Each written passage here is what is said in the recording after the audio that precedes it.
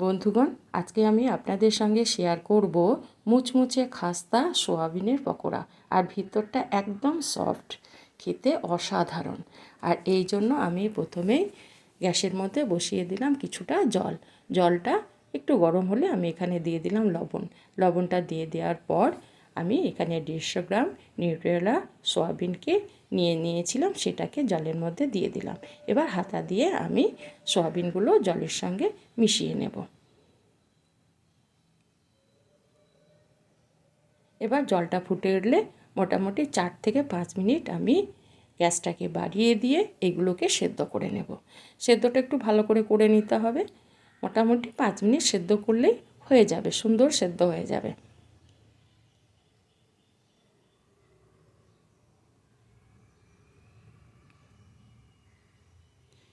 এইভাবে গ্যাসটাকে বাড়িয়ে দিয়ে মোটামুটি আমি 5 মিনিট এই সোয়াবিনগুলোকে সেদ্ধ করে নেব।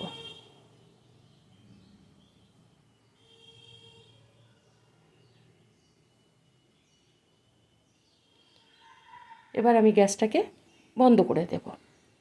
তারপর এই গরম জল থেকে সোয়াবিনগুলোকে আমি অন্য একটা বাটির মধ্যে উঠিয়ে নেব।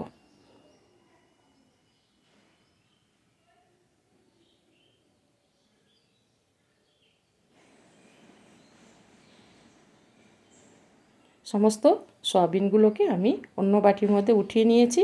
এবার একটা বাটির মধ্যে নিয়েছি মোটামুটি 4-5 চামচ টক দই। টক দইটাকে আমি ভালো করে ফেটিয়ে নেব। ফেটিয়ে নেওয়ার পর আমি এখানে প্রথমেই দিয়ে দেব আমি কাশ্মীরি লঙ্কার গুঁড়ো 1 চামচ, আর দিয়ে দেব ঝাল লঙ্কার গুঁড়ো 1/2 চামচ। ঝালটা আপনারা আপনাদের পছন্দ মতো কমিয়ে বাড়িয়ে দেবেন। আর দিয়ে দিলাম গোটা জিরে গুঁড়ো, আর দিয়ে দিলাম ভাজা জিরে গুঁড়ো 1/2 চামচ। এগুলো দেওয়ার পর আমি কালো গোলমরিচ দিয়ে দিলাম 1/2 চামচ, আর দিয়ে দিলাম অরিগানো 1/2 চামচ, আর গরম মশলা। এগুলোকে দিয়ে দেওয়ার পর আমি পুরো মশলাটাকে দইয়ের সঙ্গে ভালো করে মিশিয়ে নেব। পুরো মশলাটা আমার মিশে গেছে। এবার যে সোয়াবিনগুলো আমার ঠান্ডা হয়ে গেছে, এবার হাত দিয়ে চিপে চিপে আমি সোয়াবিনগুলোকে জল চিপে নেব, দিয়ে আমি এই দইয়ের মধ্যে দিয়ে দেব।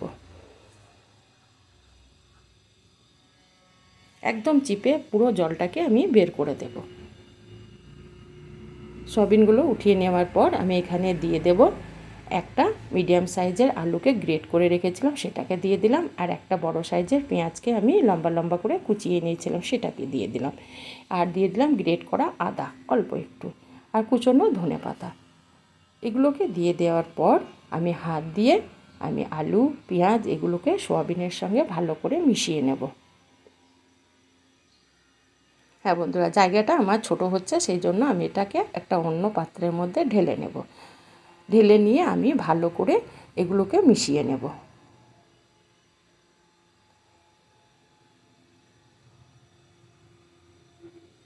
মেশানো হয়ে গেছে। এবার বাইন্ডিংয়ের জন্য দিয়ে দেব আমি বেসন। এখানে আমি 4 চামচ বেসন ব্যবহার করব। আর এখানে আমি সয়াবিনটা একটু মুচমুচে করার জন্য দিয়ে দেব চালের গুঁড়ো মোটামুটি 2 চামচ। দিয়ে দেওয়ার পর আমি এখানে দিয়ে দেব লবণ। আমি সয়াবিনের জন্য লবণ দিয়েছি, আরও একটু লবণ আমি দিয়ে দিলাম, যেহেতু আলু দিয়েছি অন্যান্য জিনিস দিয়েছি, সেই জন্য লবণটা দিয়ে দেওয়ার পর আমি পুরো উপকরণগুলো আবারও ভালো করে হাত দিয়ে মিশিয়ে নেব। পুরো উপকরণগুলো আমার সয়াবিনের সঙ্গে মিশে গেছে।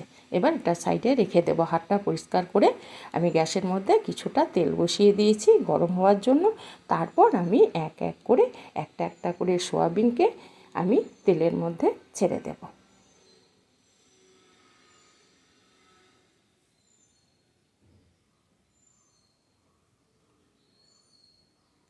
এভাবে আমি সমস্ত তেলের মধ্যে সয়াবিনগুলো দিয়ে দিলাম। এবার আমি এগুলোকে প্রথমে খুন্তি দিয়ে একটু নেড়ে নেব, উল্টিয়ে পাল্টিয়ে নেব। এক পিঠটা একটু ভাজা হলে তবেই আমি এগুলোকে উল্টাবো। ভীষণ মুচমুচে, যেহেতু আলু আছে, খেতে কিন্তু ভীষণ ভালো লাগে বন্ধুরা। গরম ভাতের সঙ্গেই খান আর শুধুই খান, খেতে কিন্তু খুব মজাদার।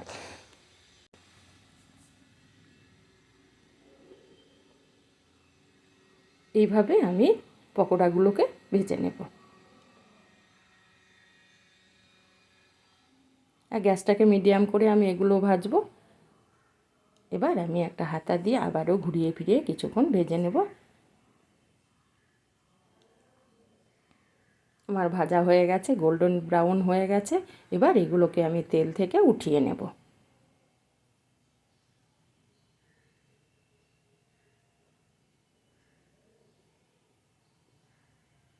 আবারও আমি ওই তেলের মধ্যেই দিয়ে দেব আর একটা ব্যাচ।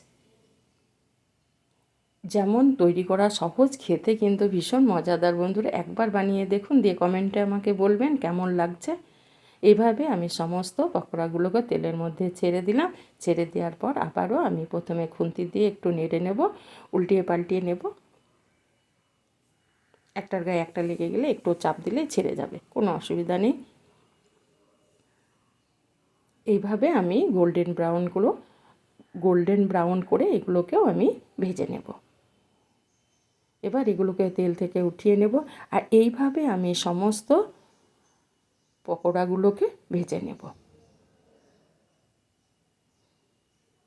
দিয়ে আমি একটা প্লেটের মধ্যে উঠিয়ে নেব। দেখুন বন্ধুরা, কত লোভনীয়, যেমন লোভনীয় তেমনি কিন্তু খেতে মজা। এবার এগুলোকে আমি প্লেটের মধ্যে উঠিয়ে নিয়ে গরম গরম ইফতারের সঙ্গে কিংবা বিকেলে চা কফির সঙ্গে আমি এগুলোকে পরিবেশন করব। দেখুন আমি একটা আপনাদের দেখিয়ে দিচ্ছি, ভিতরটা কত সুন্দর সফট আর উপরটা একদম মুচমুচে।